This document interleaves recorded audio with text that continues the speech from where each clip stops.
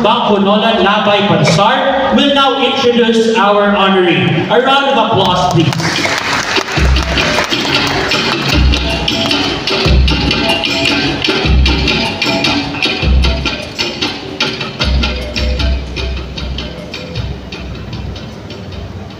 Medyo kinakabahan ako. I think this is the hardest part of the program. Napakahirap magpakilala sa isang taong kilala pa masyado at pinag-usapan sa halos lahat ng tahanan. Mas okay pa yung hindi kilala kasi kung magkabalik ka, hindi naman nila alam. Pero itong masyado nakilala, halatang-halatang nagkabalik ka pagka kung sakaling nagkabalik. Binalas way. Bismillahirrahmanirrahim. Assalamualaikum warahmatullahi wabarakatuh. Magandang umaga po sa lahat.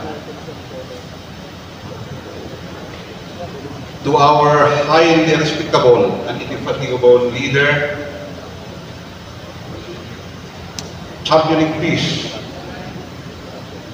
through electoral process and our democratic system, Chairman of the Commission on Election, Honorable George Erwin Mojica Garcia.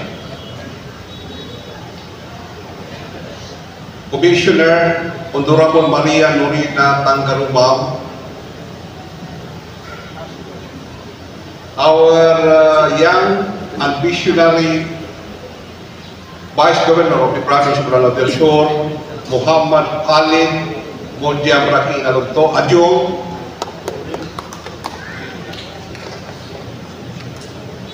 and of course we have here also the Executive Director of the Commission on Election. Napakarami po nila. Halos lahat ng Department Directors ng Commission on Election na dito sa atin ngayon. Kaya maraming salamat. Pasensya niyo ako hindi ko mabanggit lahat ng mga pangalan niyo. Also, other different directors from the different region. Nandito ang ating regional director ng BARM, Tom Derecho Malipo, my good friend and father and brother, Director Reynold Boy Macarambon. Alam ko napakarami ang mga election officials na nandito ngayon. Hindi ko na babanggitin na yung mga pangalan. We have here also the regional director of the PNP BARM, Police General Guzman Sher. Thank you so much for coming. And of course, the Brigade Commander of the 10th First Infantry Brigade, General Jacinto. Thank you, sir, for coming. Other military officers and men who are in attendance, maraming salamat. Nandiyan din ang ating Provincial Director of the Philippine National Police ng Lanao del Sur. Our very own the newly elected National President of the Integrated Bar of the Philippines. Na taga rito, aking pamangkin, Atty. Alan Panulong. Thank you so much. Natin diyan ang mga regional governors from different region of the Integrated Bar of the Philippines. Maraming salamat. Other sultans who are in attendance, nandito ating Sultan of Buti. I am seeking my apology, Ma'am Commissioner. Dalawang kasi nakasulat dito. Commissioner Amy Ferolino, Ma'am.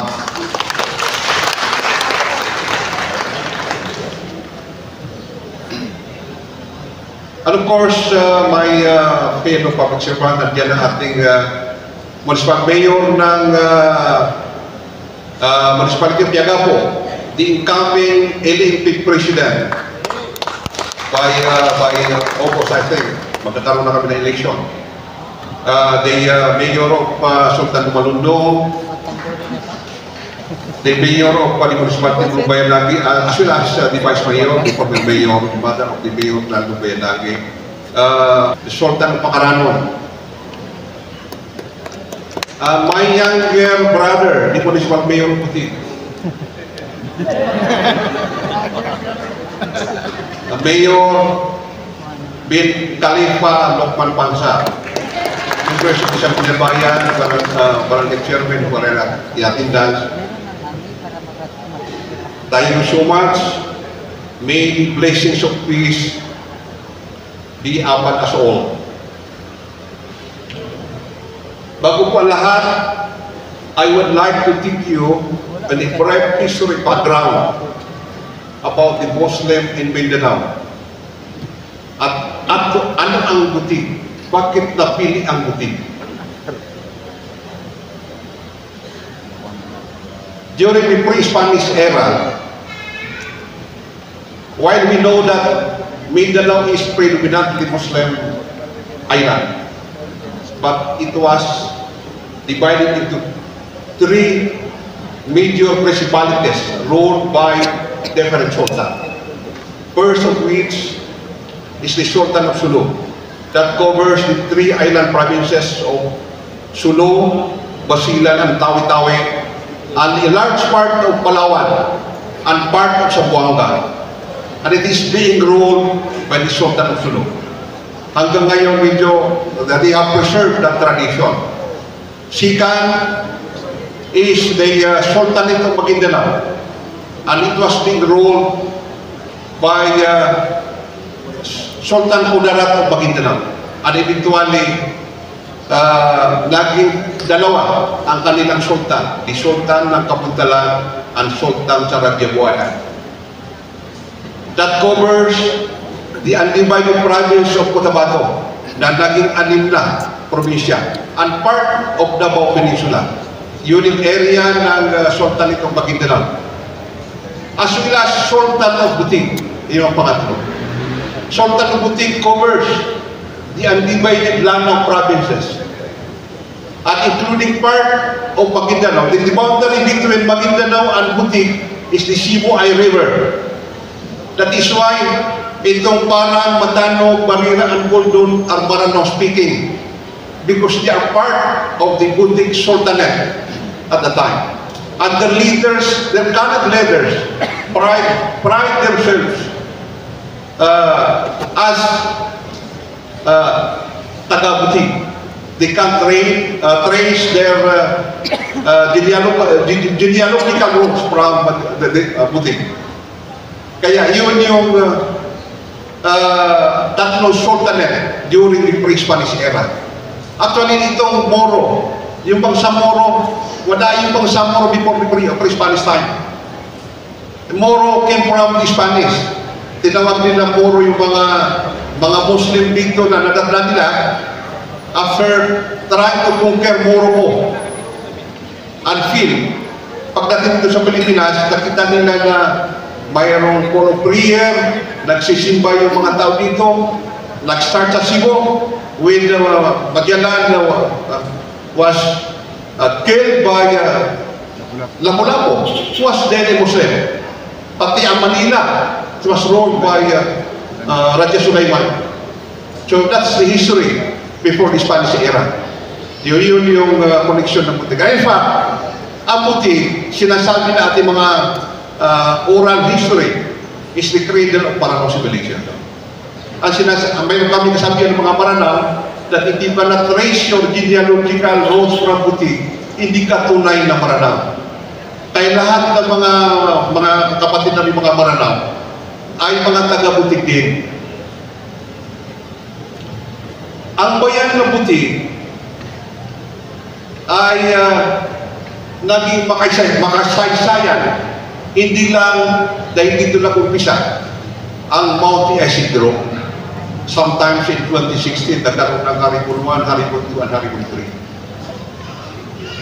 3. In fact, dito rin nagpalibing ang the founding chairman of the Mile, Ustad Hasim Salamat, dito sa area ng Butig, somewhere in the forested area of Butig.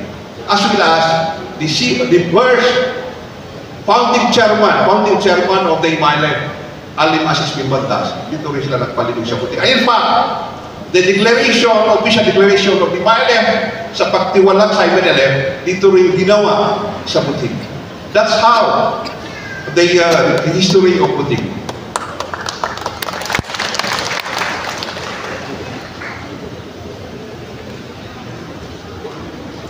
As I have said, that Butig is the cradle of Paranaso Nation. Butig served as the earliest political and cultural center of Lanao and the neighboring communities.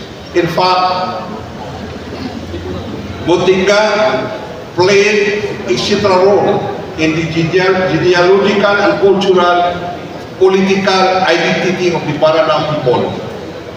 Ito ay masasabing ancestral homeland ng lahat ng mga Maranao Sultan, Bais, and Datos. A place where the roots of royal bloodlines and societal structures began.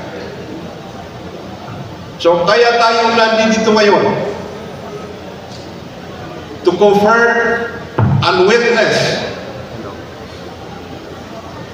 the enthronement of an individual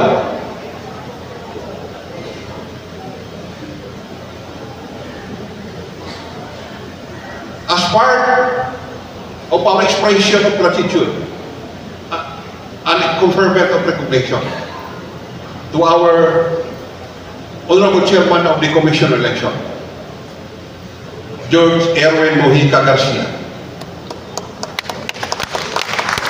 It is a deeply rooted expression of gratitude and recognition. For the first time in recent memory, Butig witnessed its most peaceful election. At it was mentioned by our municipal mayor. Walang aguluhan, walang karahasan, at walang anuman nasaktan. And this wasn't an isolated case. The entire province of Lanao del Sur, once challenged by election-related tension, experienced clean, orderly, and credible election na siya naging ugat na walang na-declare na failure of election. This remarkable achievement did not happen by chance. It is the result of strong, principled leadership. At ang nasa likod na ito ay si Honorable George Erwin Mojica Garcia, ang ating dakilang chairman of the Commission on Election. We believe that this peace, this stability in our electoral process deserves recognition. And so does the man behind it. Through this honorary title, Dato' Arumapunat, a leader of peace sa Mindanao, nais namin iparating ang aming walang sawang pasasalamat, our unwavering commitment to fairness, justice, and peace.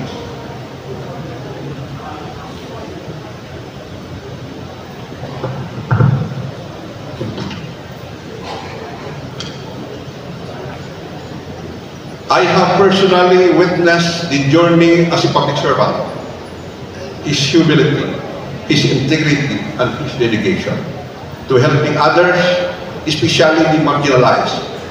His leadership style reflects the very essence of what this title represents: a leader who unites, who mediates, and who keeps the peace. Thus, we do not merely bestow the title on him, we affirm what his actions have already shown, that he is indeed a leader of peace in Mindanao.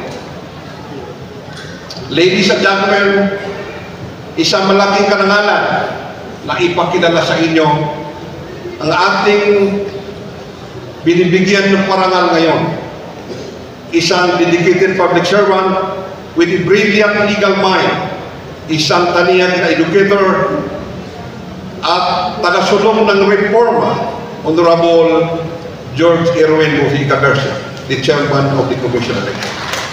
Chairman Garcia, currently ang ika-23rd chairperson ng Commission on Election, having assumed the constitutional post on August 20, 2022, with a clear vision to safeguard the sanctity of our election and strengthen our democratic system.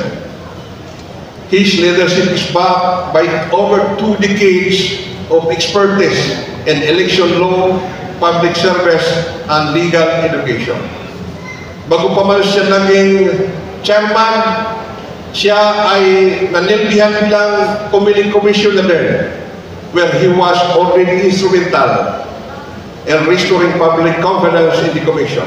Sa kanyang pamumuno noong May 9, 2022 national and local election na naging makaisaysayan sa pagkakaroon ng pinakamataas na bilang ng botante, voters turnout, which stand as a testament to his capability and integrity. Bago maging isang public servant, una niyang itinatag ang Garcia Lopez and earned the respect of the legal profession. Isa siya sa pinakamaraming klayante ng mga politisyan. I know for a fact. Alam niyo kung bakit? Hindi kasi siya marunong maningil. Palagi pro bono. I can mention few of them. Nung nakakapunta pa ako sa kanyang office, isa sa kliyente niya the former city mayor of Palawan and Governor Hagidor, si former governor ng Bulacan, Pagdanganan. Also includes the former president Irap Estrada and even the current president. Marami po siyang isa na kami doon sa mga na sino ba naman na hindi matuwa na hindi kasi disingil ng napakasikat na abogado. Minsan din, hindi ko makalimutan, ewan ko kung you can still remember, nung hindi na ako naging mayor. Hindi na ako mayor. At the time, pumunta ako sa kanya, meron akong pinagawang isang pleading dun sa kanyang staff.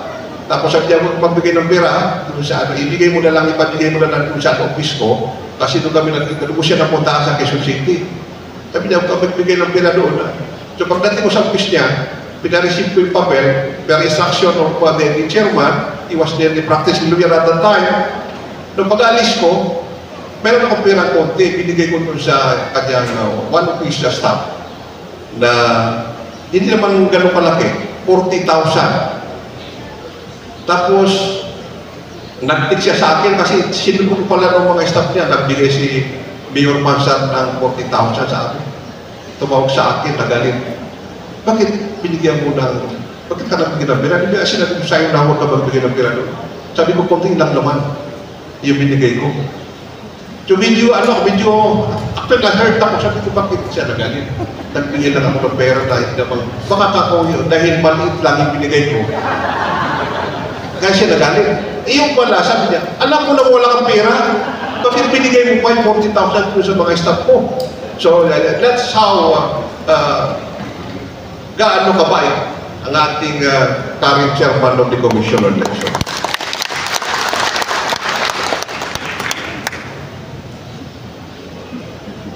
Chairman, dali na nga.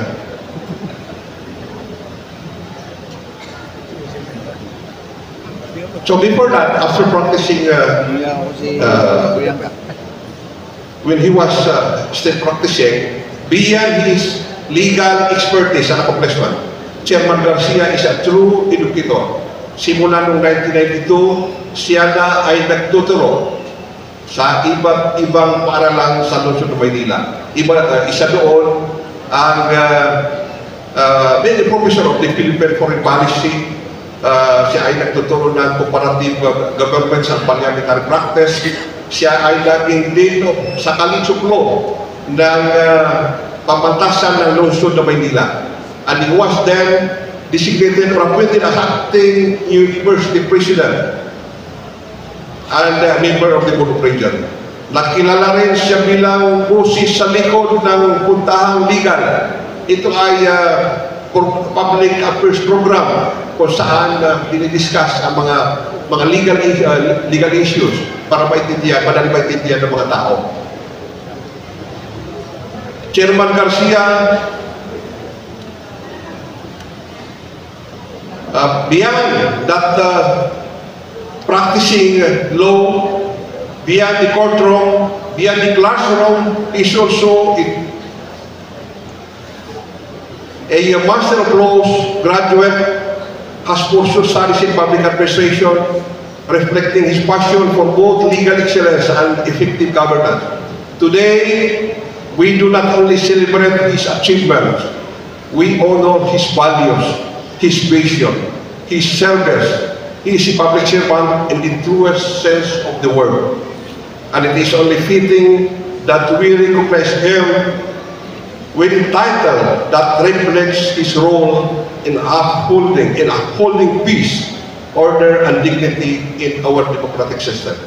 Ladies and gentlemen, ating bigyan ng masigabong palakpak ang ating Dr. Pamapapunat, Legal sa Mindanao, Honorable George Erwin Mojica Garcia. Thank you so much. Assalamualaikum warahmatullahi wabarakatuh.